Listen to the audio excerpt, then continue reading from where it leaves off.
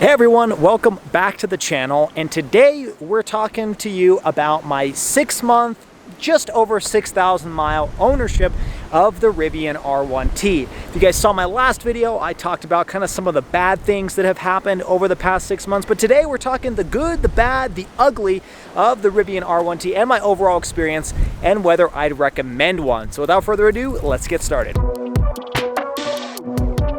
All right, so in full disclosure, we're actually going to be talking about the good, the okay, and the bad in this video because there's some things that are just amazing here, some things that are just okay or on par with the competition, maybe a little bit worse, and some things that are just generally bad that you kind of have to deal with if you're going to buy one of these things.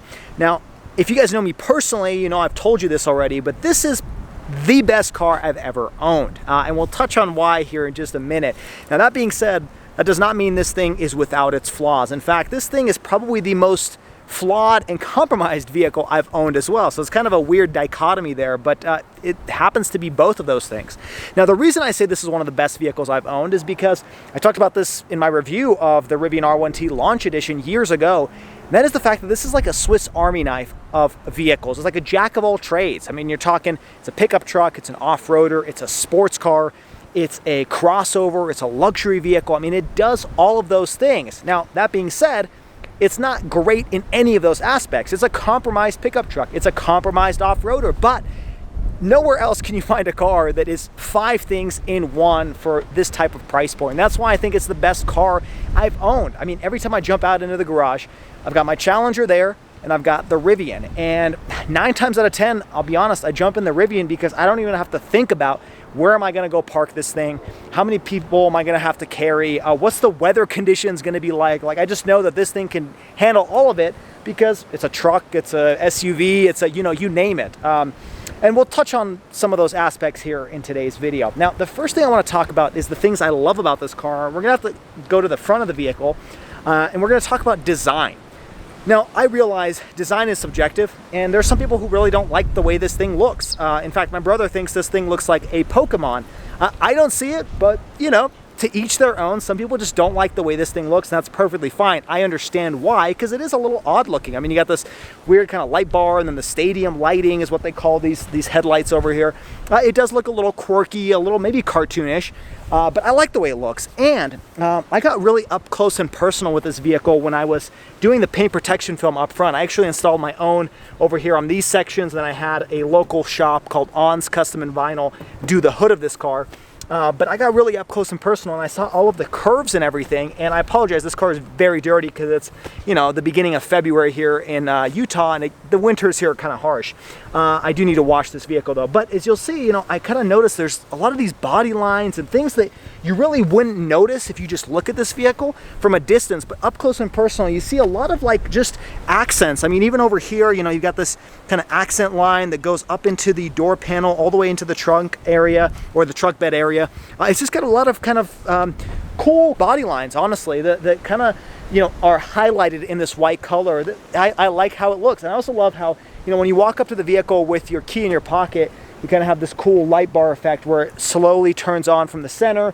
You got the mirrors opening up with the Rivian lighting on the ground. So especially at night or in the early mornings when you walk up to this vehicle, it looks really cool. I'm a sucker for lighting, so Rivian definitely accomplished that. The other thing I really love about this vehicle, and I use very often, is the front powered trunk. I didn't think I'd use it as often as I did, but given the fact that I don't yet have a tonneau cover, that's TBD at this point, hopefully sometime mid-February. If you guys saw my last video, I talked about that.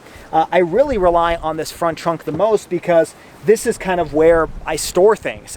Closed storage for, in the vehicle is really here in the gear tunnel, which I also use a lot, and I'll show off in just a minute, and inside the cabin. And so I store a ton of stuff here, especially when I go to the grocery store, or if I'm doing a little road trip or something. Tons of stuff over in this front trunk, and I like the fact that obviously you can make it even deeper, and the fact that it's powered. I can open it up with the app. I can lock it with the app as well. So it's really, really cool. I love that aspect of it, and I like that I don't have to like find a lever inside the vehicle. It's just a button over here at the front. Coming across the side of the vehicle, what do I want to talk about here? Really comes back to storage, and that is the gear tunnel. Let's talk about that actually. So if you guys don't know, these Rivians have this large gear tunnel which goes all the way through the other side onto the driver's side. and I store a ton of stuff in there. And you know, I think people who don't really know what this car is have no idea that storage area exists. So it's a really kind of hidden compartment, even though, I mean, you're looking at it, you can see there's clearly that line, but people just don't know about it. And so I've had, there was one time I was actually pulling something out of it, and people were like, what's in the hidden compartment? You know, what's in there? So it's a very useful and very large area. I store kind of like this, you know, large, long items in there and stuff that I don't necessarily want inside the cabin. Very, very unique. And to this day, there's no other vehicle, no other pickup truck that has this type of gear tunnel. And that's, you know, surprising because it's been like 4 years or so since the Rivian R1T came out. All right, the next thing I want to talk about is proportions. And this is where, you know, is a compromised pickup truck. And why I say that is because, well, this is smaller than any half-ton pickup truck. So if you're used to like an F-150, this is definitely smaller. And so you're going to have compromises in this fact that your bed is only 4.5 feet long, which is smaller than any F-150. Your interior cabin is smaller. You don't have as much space in the second row. But for me personally, that's perfect because this still fits in my garage. It's still very maneuverable and nimble.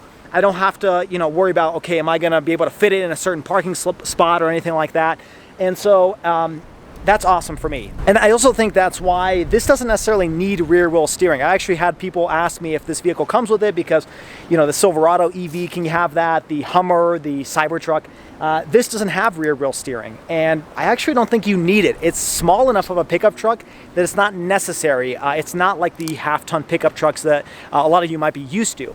At the same time, I love the fact that this is bigger than any mid-size pickup truck like the Ranger, the Tacoma, because you actually have rear row legroom. I carry quite a few people, oftentimes in the back, and I gotta say, this is plenty of space. I mean, even over on the passenger side, or I should say the driver's side, you might be able to see on camera, there's still plenty of space for people to fit back there, no issues whatsoever. And then at the same time, I also really like the shape of this door. It sounds silly, but there's reason to my craziness, or rationale to the craziness, and that is the fact that this angle allows this door to be opened pretty much all the way without hitting the vehicle next to it. It's surprising that, you know, sometimes you have to load things in and out, especially like a car seat or anything like that, and it's very nice to have a big door opening, but when you have a car next to you, it makes it hard to do that. Luckily, because this car is a little bit taller and you've got this steep angle, you can actually, you know, open it most of the time all the way and still put things in and out of the car. Now, it does make it a little bit harder to crawl into the vehicle as a second row occupant, but for me, that's a nice compromise because I'm able to actually open the door and load things into the vehicle. When I have this in my garage parked next to the Challenger is just low enough that that angle helps me open the door all the way. Again, that's unique to my situation, but something to keep in mind if you have a small garage, it makes it so you can easily get in and out. So we've talked the design, we've talked doors, the gear tunnel. Okay, let's talk about the rear end now. First off, I love that light bar. It looks really cool. Let's talk about the trunk. Not too much to report back here. I will say that this is not a power-operated liftgate or tailgate, I should say, like the F-150. I think there's some other ones out there that have that as well. And it's a little bit on the heavier side. So if you guys are used to like the aluminum F-150 tailgate, this is heavier than that. And that's really because this thing makes this 4.5 foot bed go out to 7 feet. So it's a lot of, you know, components in here. You kind of have this gooseneck design. And so for that reason, it's a little bit heavier. I'm surprised they didn't make it a power lift gate or tailgate, but you know, it is what it is. Okay, so talking about what's going on back here, I do use this compartment very often. This is typically where your spare tire sits, but I removed the little storage compartment there, and now I have a stroller underneath. And so you can, you know, store some goodies out there, and it fits really well. I have a pretty large stroller, and it fits down there really good. It's mostly watertight. Other than that, I've used this bed to put 4 foot wide by 8 foot long items. So I did have something kind of hanging out over here. I ended up strapping it using these little hooks over there. But you do have more than 4 feet wide, which is really what I wanted. My Bronco was just shy of 4 feet. I could never fit 4 foot wide items like a plywood or paneling or anything like that. Whereas over here, I think it's 50 inches wide. So you got about an inch or so on either side. I've never used that air compressor though. And the flap always opens up on me, especially when I'm driving around. So something to keep in mind there. Now, that finishes off the things I love about the exterior. Let's jump inside and talk about a lot of the things I love there. All right, carrying over onto the design standpoint of things, love the interior here. And just, I mean, no matter what color you get, the interior, I think, of the Rivian is gorgeous. I would call this a luxury car. I mean, you've got, obviously this is not real leather, but vegan leather. You've got wood paneling with different types of textures to it. You've got ambient lighting. You've got this aluminum. I think it's gorgeous. Again, looks are subjective, but this definitely looks more premium, in my opinion, than the Silverado EV or the F-150 Lightning, even in the highest trim levels. Anyways, thing I love about this interior, and I think what's held up really well, is this white vegan leather. Now, it's technically gray. I mean, it's not really as gray as like some Mercedes products that I'm thinking of that had like gray leather. This is kind of a whitish gray, but I was a little hesitant and concerned about the durability or how clean these seats would stay over time, especially in the harsh winters we have and just, you know, wearing blue jeans all the time. And I'm here to report that this seat has actually held up, knock on wood, really well. I mean, let's show off.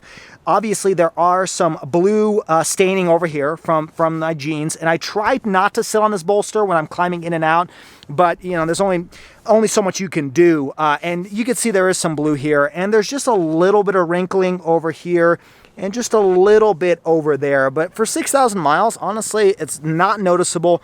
And I haven't cleaned them with any leather cleaner since I took delivery. The reason I did that is I wanted to show you what 6 months of wear and tear looks like on this seat. You can see it's probably a little bit darker here. I could definitely use some cleaning solution. I actually have something from Dr. Beasley's.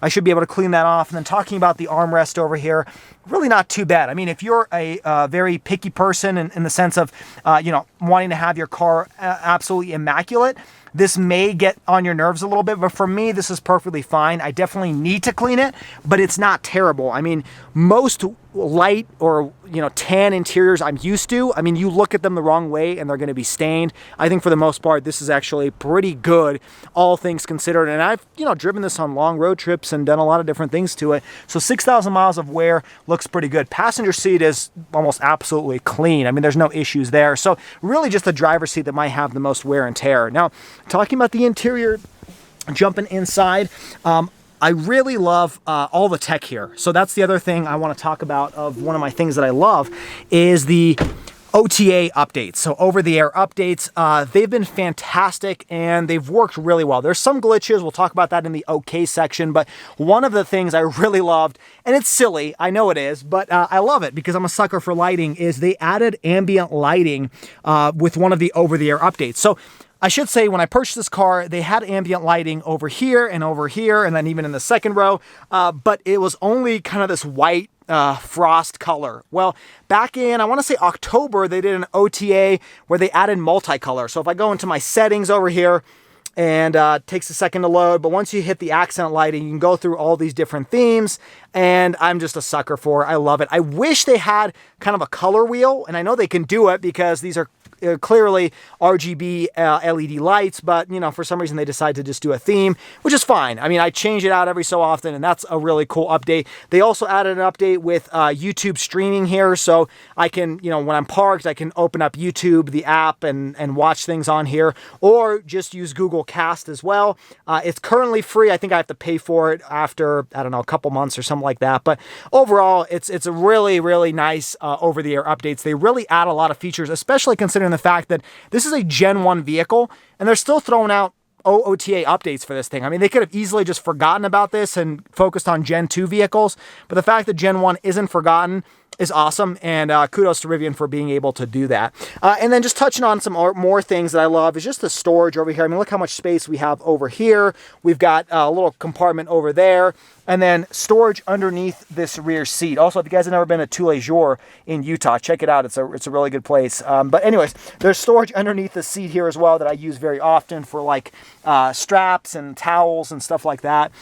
And I just love this interior. It's just, to me, it makes it feel just so, these seats just look gorgeous, and generally it's been a very refreshing interior to step into. And talking about the interior, that brings me to the next thing I love about this car, which is something I pointed out outside. And that is, I genuinely love driving it. I'm excited to get into this car and just do a boring commute, you know, wherever that might be. I just love it. I like the way I feel in this car. It's something that I really enjoyed my Bronco too. For whatever reason, I enjoyed just getting into that thing. It was like a big toy. To me, this is like a big piece of tech. And I'm a you know, I would say self-proclaimed techie in the sense that I like new technology and, you know, I like the, you know, software updates, stuff like that. And so to me, this is just kind of a, you know, every day I can come out and find some cool new feature. And I love the seating position here. I love the acceleration. The performance is amazing. It just, you know, I enjoy driving it. I really don't have very many issues when I'm sitting behind the wheel of this car. It's pretty quiet on the road. Now, I'm going to touch on this in the okay section. There is some NVH, noise, vibration, and harshness, that's above what I may have experienced in some other vehicles. But in general, like driving over bumps and all of that, it's much softer, much quieter than my Ford Bronco was. And the self-driving, it makes it feel like you know, a good daily driver. And I like I said, I go out in the garage, and this is the one I want to step into because it makes me feel calmer driving this vehicle than some other vehicles I've owned. And lending to that, to the, you know, kind of feeling of calmness and whatever driving this vehicle, this is going to sound kind of silly, but I love the heater on this thing. Now, you know, there's a kind of a backstory to this. Every time I get in this vehicle in the wintertime, I usually precondition the interior cabin with my phone. And you can do that with a lot of vehicles nowadays. It doesn't have to be electric, but I do like that I can control not only the temperature, but I can obviously turn on the heated seats and the heated steering wheel. In a lot of other cars, it's kind of like it'll automatically do all of that, but here there's variability, so you can do whatever you want with it.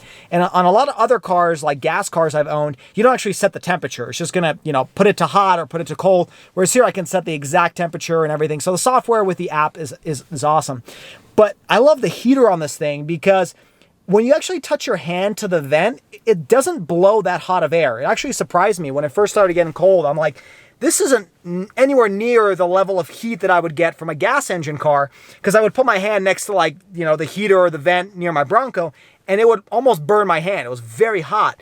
That being said, it didn't feel like the cabin would overall get that warm. Like, it was blowing hot air and I was comfortable. People sitting in the back sometimes wouldn't be. And I don't know if it's because of the way the vents are set up in this vehicle. They're kind of like this odd shape, and, you know, they're kind of over there on the passenger side.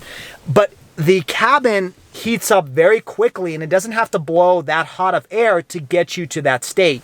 I also think it helps that I don't have a large trunk area that's exposed that needs to be heated up. I mean, you're just heating up 2 rows and you've got first and second row seats. So I think that definitely helps. I'm curious if the R1S is a similar experience, but to me, the heater's been fantastic. It is almost immediately warm air, which is one of the benefits of having an electric car.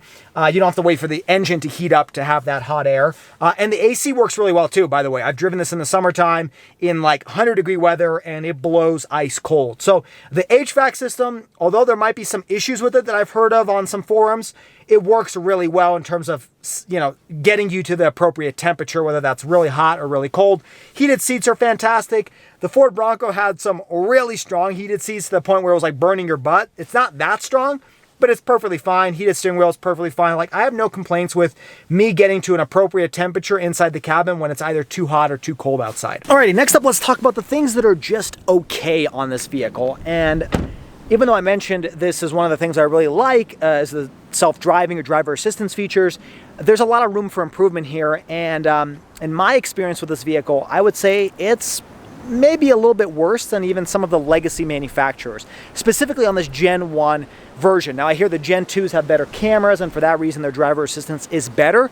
But on this one, it's just okay. Now, let me explain how this works. So, typically, you have the regular adaptive cruise control. So if you push down on the gear selector stock, it's going to turn on your adaptive cruise control, and that one works pretty well. In fact, it's not super fidgety, so it's not going to keep like an extra long distance or take forever to get caught up to the next car. Like, it's actually, in that standpoint, it's better than some other vehicles I've reviewed.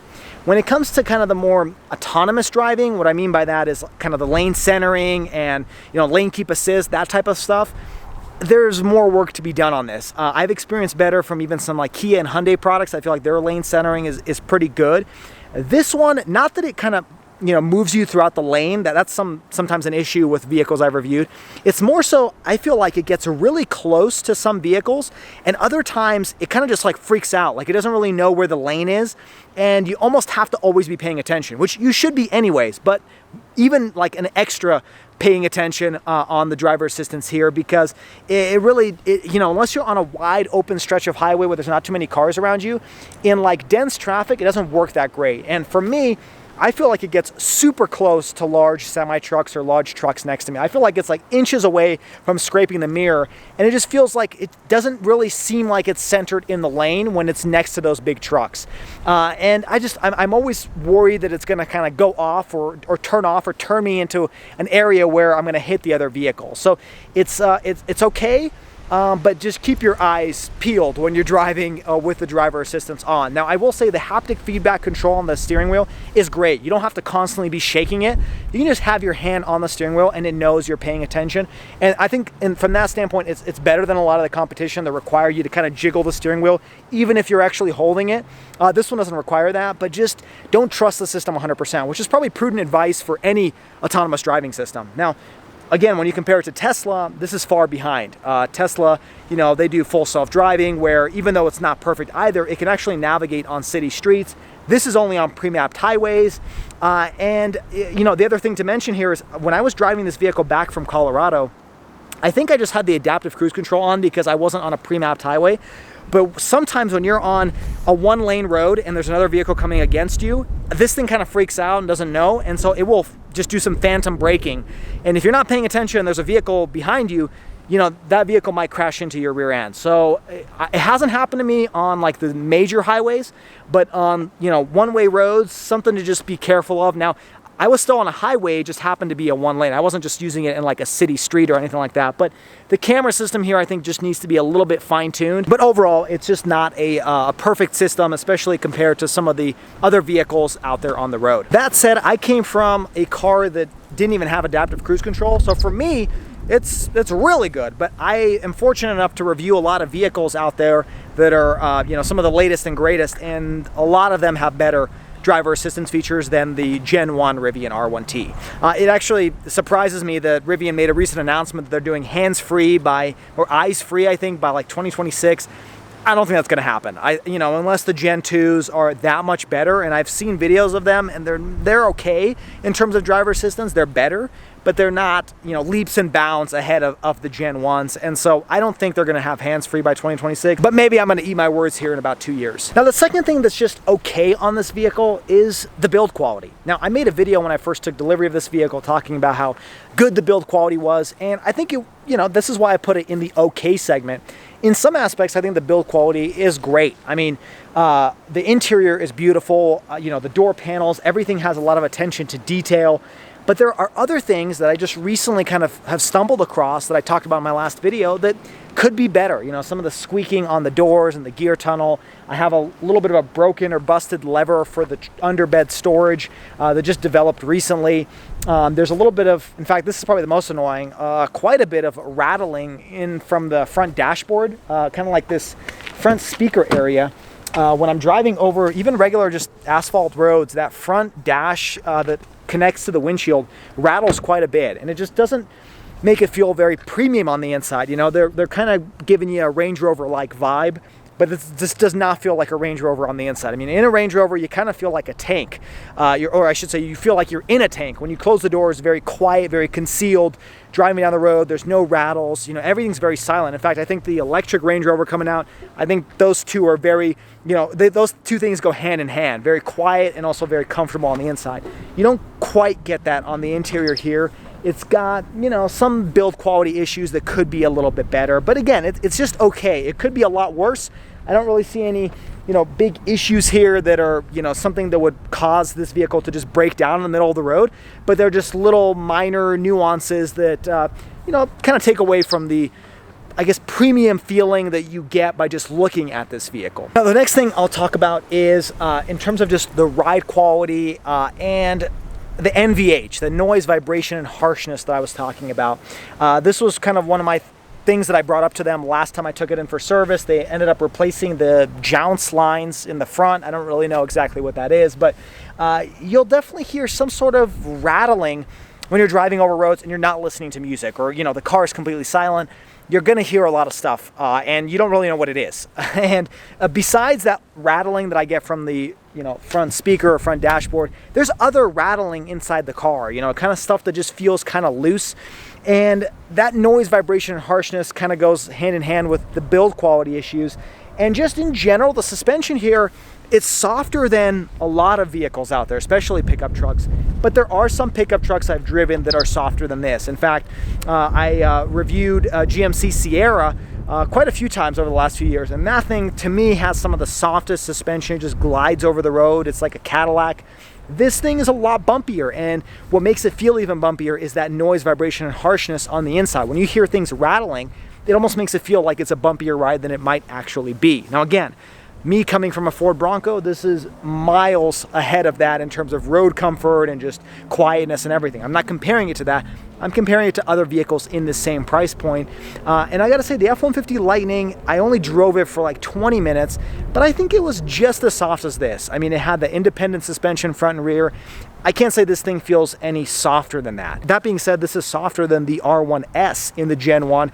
I drove the R1S and that thing felt like I was driving on, like, you know, solid axles or leaf springs. Like, they just did not feel soft at all. This is softer than that, but I think there's a little bit more room for improvement to make this glide a little bit softer over the road. And I know they've improved it also over the years using over-the-air updates, so it's really impressive what they can do with some of their hardware just using some pretty snazzy software. All right, now the next thing that's just been okay on this vehicle is the software glitchiness. Now, I say it's okay because in some aspects, like, it's really quick. I mean, you push the button and within seconds it loads. Your map is very quick. I mean, all of this works really snappy, snappier than a lot of the legacy manufacturers that I've reviewed.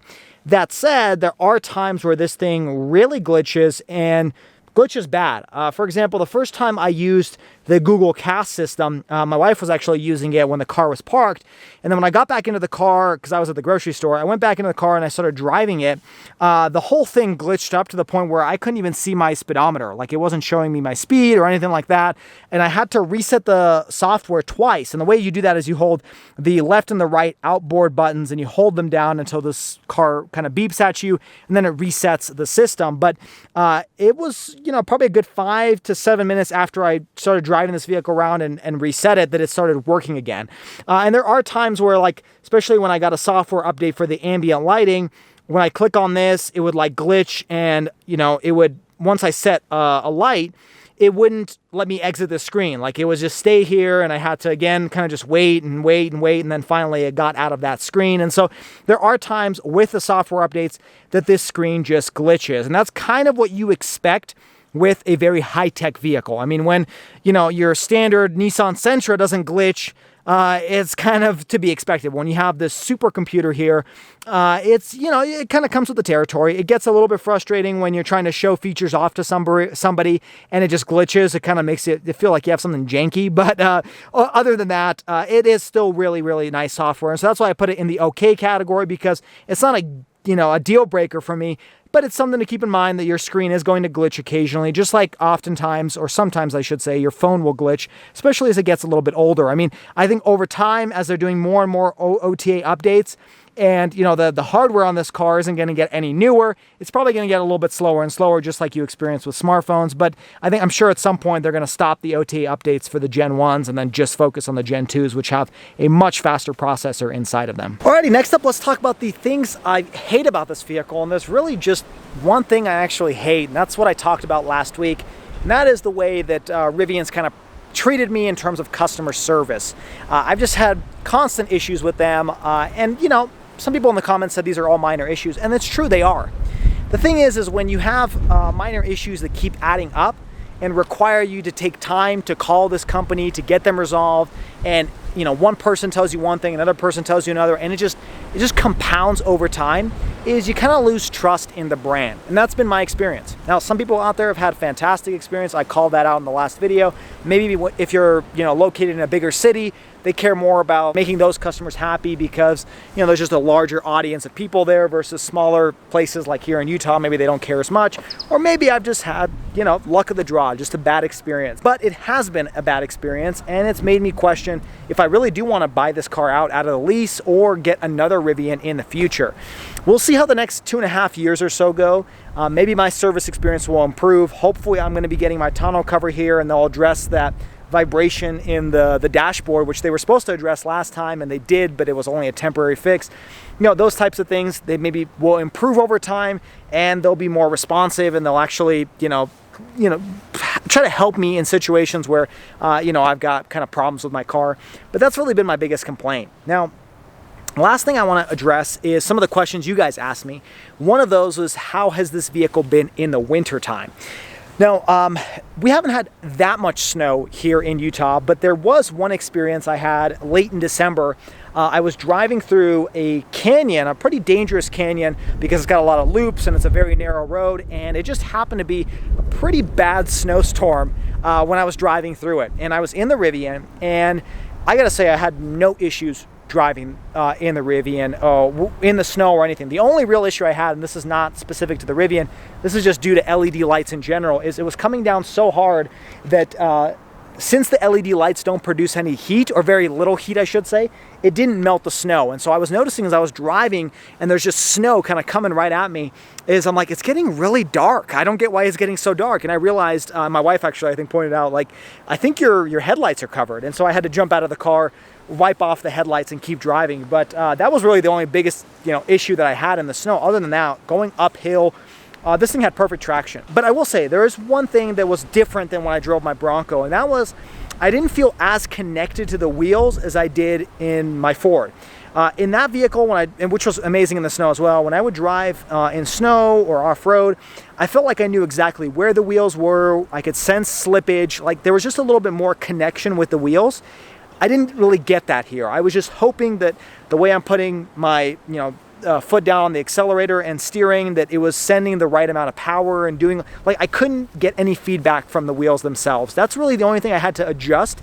But otherwise, this thing was perfect. Now, it should do well because it's got brand new tires, but I would say the quad motor setup worked really well to get me out of a sticky situation, especially when there were a lot of cars that were kind of just parked on the side. Like, they just either drove off the road or wanted to wait it out because there was no snow plows coming around. And so, I was driving right behind a Jeep Wrangler that was kind of making its way uphill, and then I ended up actually passing them because I felt like I had the confidence to go around this vehicle and go a little bit of a higher speed to try to avoid being in the snowstorm any longer.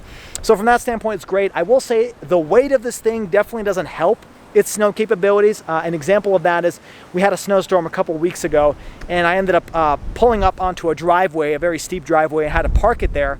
When I was reversing, whether it's because of the weight or the regen braking, I noticed that I was starting to come down sideways on this driveway, and I ended up having to kind of move forward and back and kind of pull out a very different way than I would have if I was just going down the hill. I think the weight of this thing didn't help, and I also think the regen braking, if you guys are familiar with driving in the snow, you don't want to apply brakes too hard. And the regen kind of adds a little bit too much pressure. Now, to Rivian's credit, there are different levels of regen, and I think I had it on the highest level because that's how I drive. But it might be a good idea if, when you put it in the snow mode, you tone down the regen a little bit, because that's going to help you maybe not be so aggressive in the snow when it comes to braking. But that's something I'm going to learn over time driving this thing. Otherwise, in snow, it's amazing. Now, along the lines of how the performance is in the wintertime, I also want to talk about range in the wintertime, because there is a large variability between the range in the summer and the range in cold weather. Now, I gotta say, I took the same trip that I did in the summertime that I made a video about. It's about a 300-mile round trip, and I did it on one full charge. I was not able to do that, of course, in the wintertime using that same exact route. What I ended up doing, though, was driving to my destination, plugging it into a typical 110 volt outlet, the same thing that you use for your smartphones. And that gave me enough charge to actually make it back home a couple days later without having to charge at a DC fast charger. That's just my circumstance. What I will say, based on the numbers, I'm somewhere between 15 to 20% worse range in the wintertime. Let's just say maybe around, most likely 18% worse when I'm in around the 30-degree weather. Now, if I'm hitting the low teens, the single digits, I'm probably somewhere between 20 to 25% worse range. So if we're talking, 300-mile range, I may be getting 230, 250 miles, where in the summertime I would get the full 300. So something to keep in mind. For me, that's perfectly fine, but for you, that might not be, especially if you live in a place like Chicago that gets really cold, frigid temperatures. You just got to get used to having lower range in the wintertime. Another question I've had is, do you have any regrets with the electric vehicle platform, range anxiety, et cetera, et cetera? And I'll be honest with you, I haven't. That was one of my concerns with this vehicle because this is my first electric car. You know, am I going to have range anxiety? Am I going to make it to all the place I want to make it? And I think, you know, a lot of people out there kind of say it correctly, is you almost have to just change the way you think about driving an electric vehicle. I'm always plugged in. So if I get home, I don't just let it sit there. It takes me 2 seconds to open up the charge port door, plug it in. And every time I get in this vehicle, I have it set to 70%, which is what Rivian recommends. And I never have range anxiety. Now, when I know that I'm going to be driving a little bit of a further distance, I just have to plan ahead and maybe set that charge limit up to 85 or 100%. But I've really never felt any range anxiety in this car. Now, for my circumstances, I don't drive very long road trips all of a sudden. Like, I plan in advance if I'm going to do a long road trip. For you, it might be different. You know, for work reasons or whatever, you might be like, well, tomorrow I have to take, you know, a 500-mile trip. For those type of people, it may not be a good idea to go electric, or you may want to find an electric vehicle that has faster charging. Rivian's not up there as one of the best. But for my circumstances, I've had no issues. I have no regrets. I actually prefer having my daily driver be an electric vehicle because of what I mentioned earlier. You know, the fact that it heats up so quickly, the acceleration is seamless, there's so much storage that you don't necessarily get from a gas-powered vehicle because you have an engine in there. And so I've been very happy with my choice of going electric. So that really hasn't been an issue either. But I hope you guys enjoyed today's video. It's kind of been all over the place, really just try to categorize it in the good, the okay, and the bad. Now the question comes up, would I buy this car again? I gotta say yes, but there's some hesitation there just because of my customer service experience with Rivian. Still though, I love their product. I think they made a fantastic vehicle. The truck is just amazing. I use it for truck-like things, you know, when I'm putting stuff in the truck bed. I use it for crossover-like things when I'm storing strollers and groceries and everything. And I use it like a performance car when I'm trying to get onto the freeway and get to work as quickly as I can. So in a lot of aspects, this thing just fills the kind of wants that I would like or want in my car. But there's definitely some room for improvement here, and I'll keep you guys posted on how things develop at my 1-year mark, you know, whether my customer service experience has improved and whether there's any new issues that I want to talk about in related to this car. So if you guys haven't already, you know, subscribe to the channel so you can check out all of the videos on this car and all the other cars that I review. But that's it, everybody. I hope you guys enjoyed it. Hit that like button if you did, and I'll check you all out on the next video. I hope you stay schwazy, stay healthy, have a wonderful day.